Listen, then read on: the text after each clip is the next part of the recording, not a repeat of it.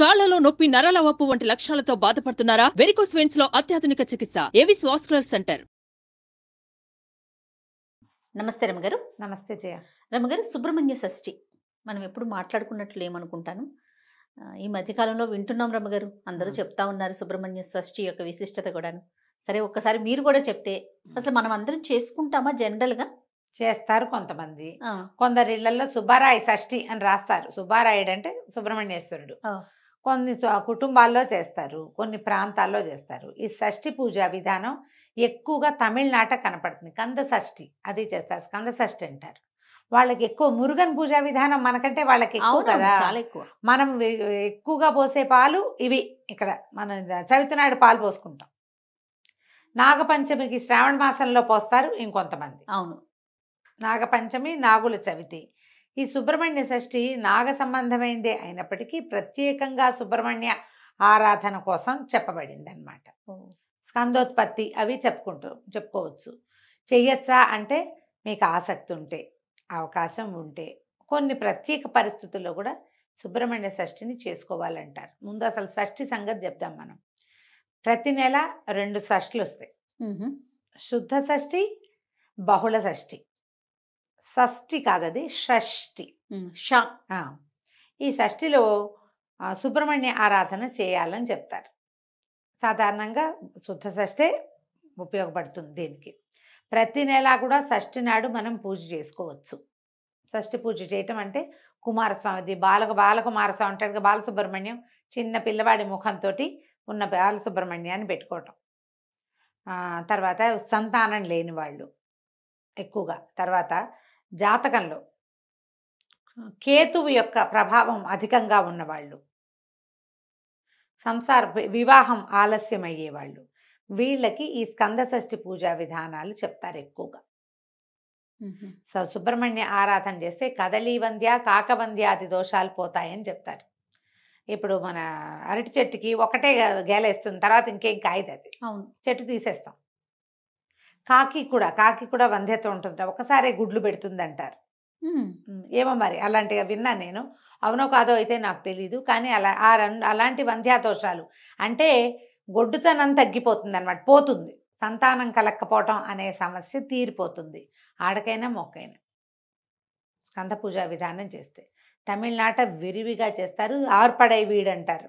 6 సుబ్రహ్మణ్య క్షేత్రాలని విశేషంగా దర్శిస్తారు. ఈ సుబ్బరాయ షష్ఠికి అసలు వాళ్ళకి దేవాలయాల్లో ఖాళీయే ఉండదు. మన దగ్గర కూడా షష్ఠి పూజా విధానం ఉంది. నేను కూడా చేశాను షష్ఠి పూజ. ఈ షష్ఠి పూజకి నాకు చెప్పబడింది ఏంటంటే, షష్ఠి ఆదివారం వచ్చిన రోజున సెలెక్ట్ చేసుకోండి అన్నారు. షష్ఠి ఆదివారం సంవత్సరంలో కొన్నిసార్లు వస్తుంది. వాళ్ళ మొదలుపెట్టి తర్వాత ప్రతి ఆదివారము పూజ చేసుకోమన్నారు. 6 ఆదివారాలు పూజ చేసుకున్నాం మేము. అదేంటి, పాము పడగ తీసుకొచ్చుకొని ఆ పడగకి పూజ, సుబ్రహ్మణ్య ఆరాధనే. సుబ్రహ్మణ్య స్తోత్రాలు అవి దొరుకుతాయి కదా. తర్వాత కరావలంబ స్తోత్రం దొరుకుతుంది. కరెక్ట్గా మనం గోత్రనామాలతోటి ఇది చెప్పుకొని, సంతానం కావాలని చెప్పుకొని పూజ చేసుకోవటం.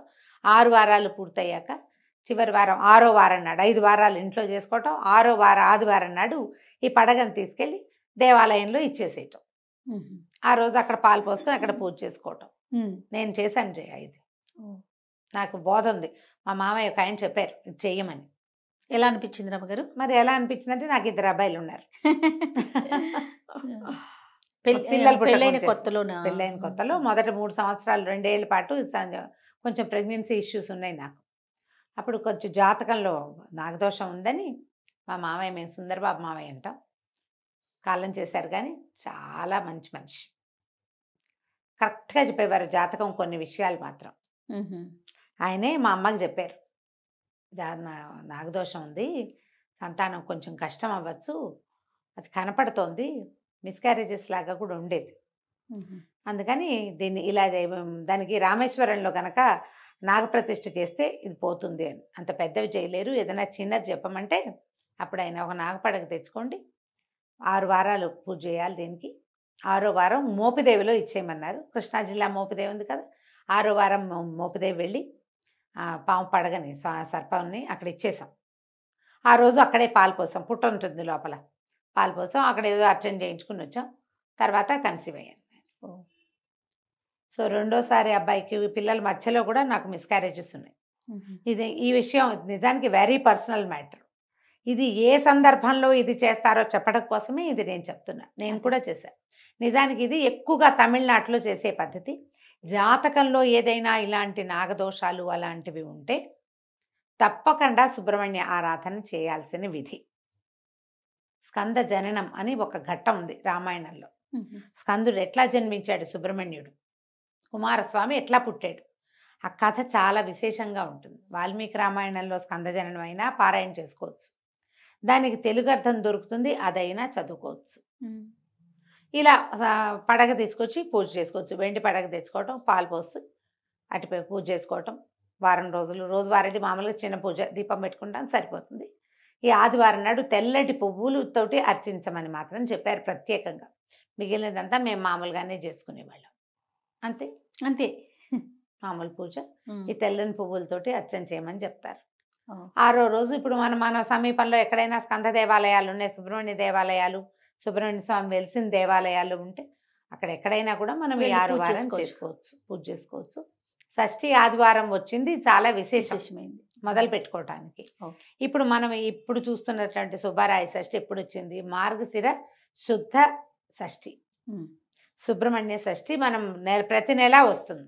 ప్రతి నెల షష్ఠిని మనం ఎలా చవితిని సంకటహర చతుర్థిగా చేస్తున్నాం, అట్లా ఇలా సంతానం లేని వాళ్ళు, పిల్లలు అవకరాలతో జన్మించే అవకాశం ఉన్నవాళ్ళు, తరచూ మిస్క్యారేజెస్ అయ్యేవాళ్ళు, ఏదైనా ఐవీఎఫ్ లాంటివి ట్రై చేసి సక్సెస్ రేట్ తక్కువగా ఉందని భయపడుతూ ఉంటాం కదా, అలాంటి వాళ్ళు సుబ్రహ్మణ్య ఆరాధన చేస్తే గర్భం నిలుస్తుంది.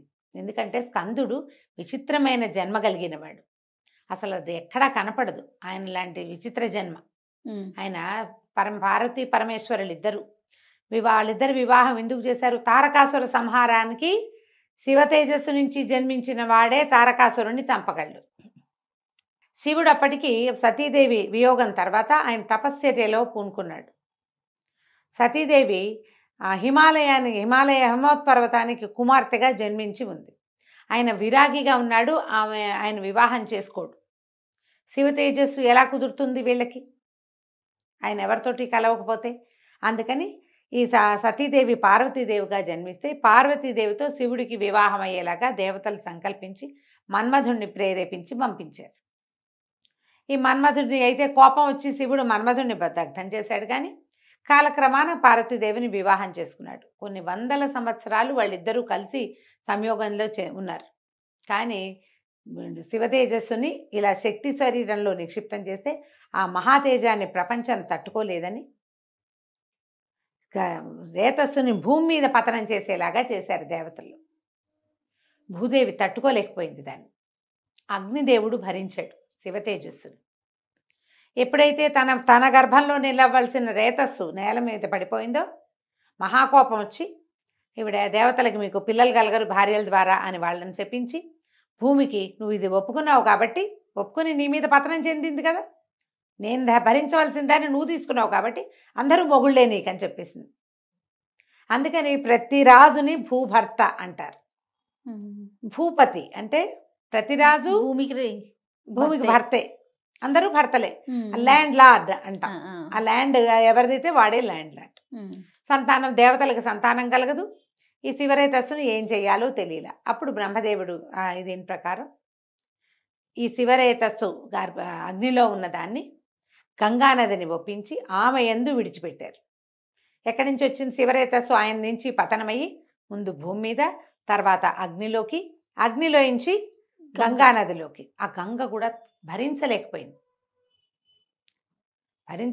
ఆ శివరేతస్సులోంచి రకరకాల ఇవి కూడా పుట్టినాయి. బంగారము, తర్వాత తామ్రము, రాగి, వెండి అందులోంచే పుట్టాయి. శివరేతస్సు నుంచే పుట్టినాయిట లోహాలు. అది అగ్నిలో పడేసరికల్లా అట్లా అది నీళ్ళలో పడేసరికి సెపరేట్ అయిపోయినాయి. అందులో ఉన్న ఇది ఒక్కొక్క రూపం చెంది అన్నీ సెపరేట్ అయిపోయింది. అయితే వీళ్ళు ఈవిడ నేను భరించలేకపోతున్నాను ఈ వేడి, నేను ఆవిడ కేకలు పెడితే గంగానది అప్పుడు ఏం చేశారంటే హిమవత్పర్వత పాదంలో విడిచిపెట్టమన్నారు. హిమవత్పర్వత పాదంలో అక్కడికి వెళ్ళేసరికల్లా అక్కడ మొత్తం అదంతా రేతస్సు తాలూకు దీనివల్ల పెద్ద రెల్లు పొదలాగా బంగారుమయం అయిపోయిందట. అక్కడ ఈ రేతస్సును వదిలిపెడితే అక్కడ ఇది ఇన్ని రూపాలు చెంది అక్కడ శిశు రూపం ధరించాడు స్కందుడు. ఎన్ని చోట్లకి మారాడో చూడు. ఇలాంటి పరిస్థితుల్లో ఉన్న జన్మించాడు ఆయన. అక్కడికి వెళ్ళి ఆయన శిశువు రూపం దాల్చిన తర్వాత అప్పుడు కృత్తికలని నియోగించారు దేవతలు పిల్లవాడికి పాలిచ్చి పెంచడం కోసం. కృత్తికల చేత పెంచబడ్డాడు కాబట్టి కార్తికేయుడు అయ్యాడు. ఆ కృత్తికలు 6. అందుకని 6 దగ్గర పాలు తాగడానికి 6 ముఖాలతోటి పాలు తాగేటట్టు. అందుకని షణ్ముఖుడు. ఎంత చిత్రమైన ఇది ఉందో చూడు కథ. ఇలా అంటే ఎలాంటి విపత్కర పరిస్థితుల్లో అయినా కూడా సంతానం కలిగే అవకాశాన్ని స్కందుడిస్తాడు. అందుకని ఈ స్కంద షష్ఠిని పూజ చేసుకోమని చెప్తారు.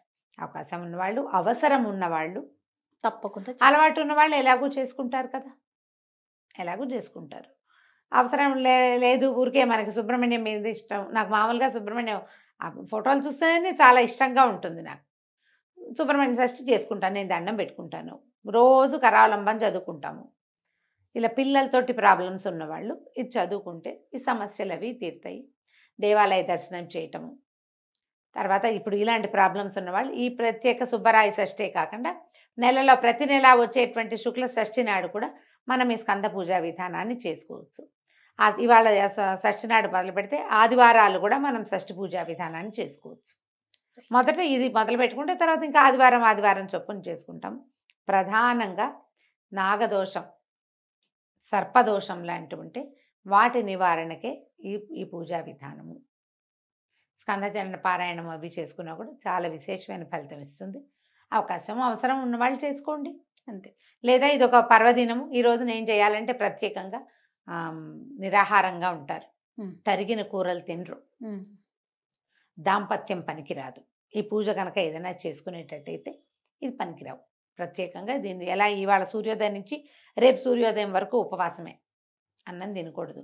నివేదన చేసిన ప్రసాదాన్ని తీసుకోవచ్చు. సంతానార్థులుగా ఉన్నవాళ్ళైతే ప్రెగ్నెన్సీలో మాత్రం చేయకూడదమ్మా. ఇది ప్రెగ్నెన్సీ వాళ్ళకి కాదు. సంతానం కావాలని కోరుకునే వాళ్ళైతే మాత్రం ఇలా ఏదైనా తిని పళ్ళో గిల్లో తినేసి తర్వాత పాలు తాగటం అలాంటివి చేయొచ్చు.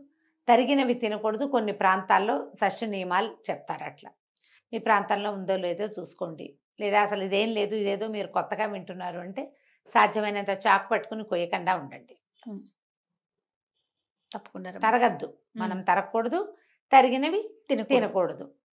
ఆ జాగ్రత్తలు తీసుకుంటే జాగ్రత్త తీసుకుని పూజ చేసుకోవచ్చు. అవకాశం ఉన్న వాళ్ళు చేసుకోవచ్చు. తప్పకుండా అండి. నమస్తే. నమస్తే.